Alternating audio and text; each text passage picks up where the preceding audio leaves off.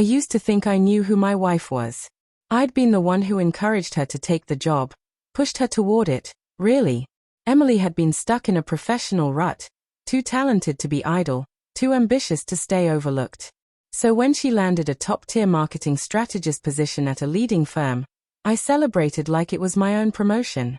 I hugged her tight that night, told her how proud I was, how lucky they were to have her. She smiled like she believed it too. In the beginning, everything made sense. Late nights, weekend work, endless messages, normal for a new role in a high-pressure firm. That's what I told myself. Deadlines, pitches, brand makeovers, it was just the grind, I thought. But then the shift came. Subtle at first. She stopped sharing details about her day. Her phone became off-limits, always flipped face down, always within reach. Then there was that night. I passed by her office and heard her say it, softly, like a secret. God, you're dangerous. Then came a laugh I hadn't heard in a long time, flirtatious and low. I stopped in my tracks. When I walked in, she quickly exited a video call. Said it was a client meeting. Tried to play it off with a kiss on the cheek. But I knew. That laugh wasn't mine. It hadn't been for a while. And just when I started to question everything, another name kept popping up in her conversations, Tyler. She brushed it off, said he was one of the VPs. Smart guy, married, professional. She repeated that last part a lot, like it was a shield. That should have been a sign. Then came the night that changed everything. She left her phone unlocked, screen facing up. I didn't mean to look. I didn't want to be that husband, but the screen lit up on its own. A message preview from Tyler, asterisk can't stop thinking about earlier. Same time tomorrow, asterisk. She came out of the shower seconds later, saw the look on my face and froze. You read it? She asked, color draining from her face. I didn't answer. I couldn't. I just walked away and sat alone in the dark, numb and wide awake. I didn't confront her that night. I needed clarity first. Answers. And it turned out I wasn't the only one digging for truth. 2 days later, I got a message request from a stranger, Tyler's wife, Jordan. Asterisk hi, this might sound crazy, but I think your wife and my husband are having an affair. I found messages. I just need to know if I'm losing my mind or if this is really happening. Asterisk. My hands trembled as I typed back. Asterisk you're not crazy. I've seen things too. Asterisk. We met in a quiet cafe on the edge of the city. Jordan was calm, composed, her pain disguised under a layer of steel. She brought evidence, screenshots, call logs, pictures of Emily and Tyler together. In his car. At a bar. At a weekend conference they'd never mentioned. One message from Emily read, asterisk he still thinks I'm staying with my sister. Poor guy. I feel bad sometimes. Asterisk. I said nothing. I couldn't. My throat tightened. My hands curled into fists under the table. Jordan, on the other hand, remained steady. They think they are clever, she said coolly. They think we'll stay quiet. That's when she told me her plan. Not a whisper campaign. Not anonymous tips. Something undeniable. Loud. Public. She waited, gathered every shred of evidence. Messages with dates. GPS timestamps. Hotel receipts. Photos of them together. Every detail aligned and irrefutable. Then she chose the perfect moment. Friday morning, 10:47 a.m., the time of their firm's weekly strategy meeting. Everyone would be there. Executives. Managers. Staff. All seated in the glass conference room at the heart of the Open Plan office. Jordan walked in like she belonged there. No hesitation. No warning. Just a quiet fury that radiated off her as she stepped into the center of the room. She walked right up to the conference table, dropped a thick folder onto it, and looked Tyler dead in the eye.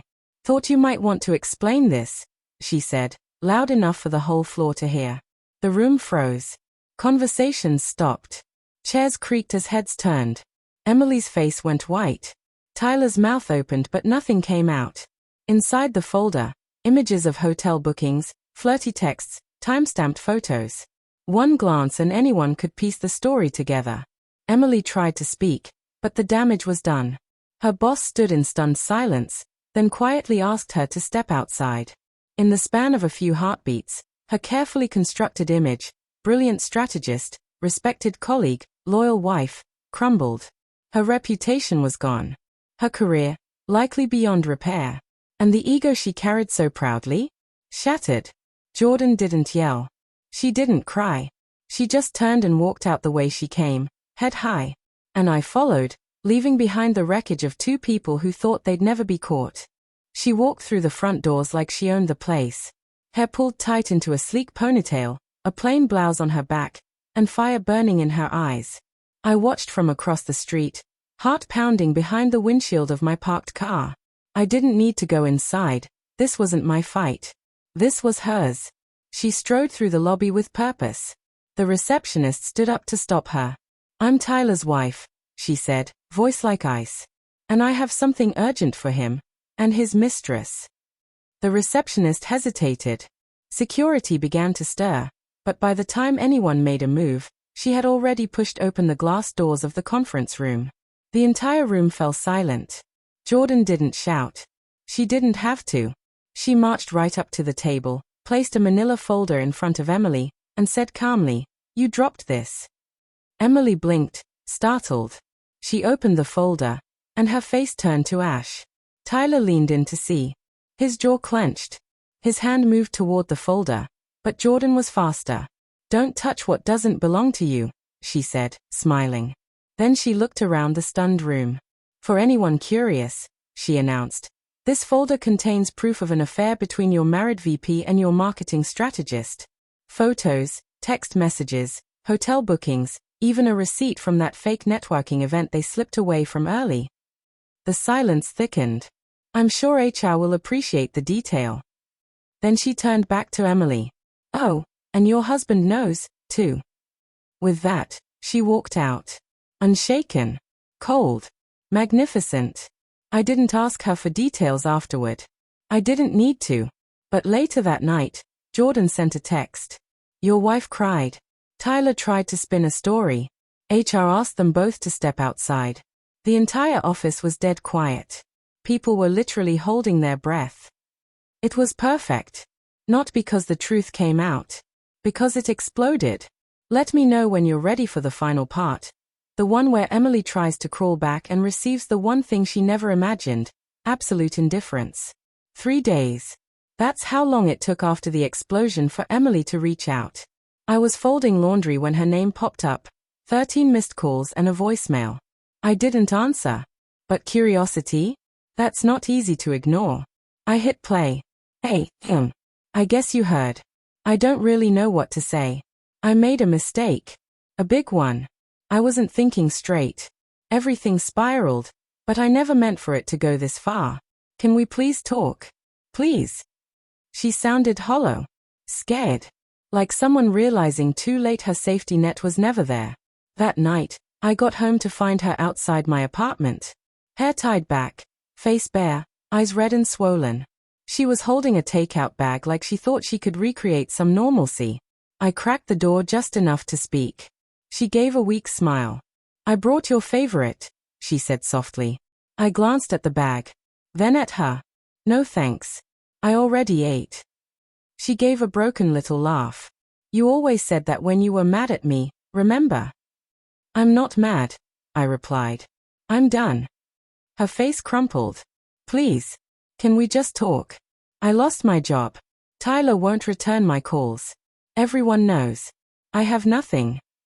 She said it like that was my problem. Like I was supposed to fix it. "No, Emily. You had everything.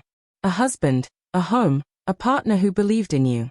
You chose to throw it away." She flinched. "I miss you," she whispered. "No. You miss the comfort," I said. "You miss the man who paid the bills while you had secret rendezvous with someone else's husband." Her tears finally spilled over. "I didn't think you'd find out." And that was it. The final crack. I looked at her, really looked at her. This woman who once had my heart, who held my trust in her hands. And I felt nothing. No anger. No grief. Just peace. "You should go." And I shut the door. 3 weeks later, Emily moved out of the city. Word is she's working quietly at a small firm, Far from anyone who knows what happened. Tyler? Divorced, demoted, and blacklisted by more than one client. Jordan? Thriving. She thanked me for having her back and suggested we grab coffee sometime, not romantically. Just two people who survived a storm they didn't cause, but finished. As for me, I sleep better now. Because the most powerful revenge isn't rage or retaliation. It's walking away untouched while they burn in the ruins they made.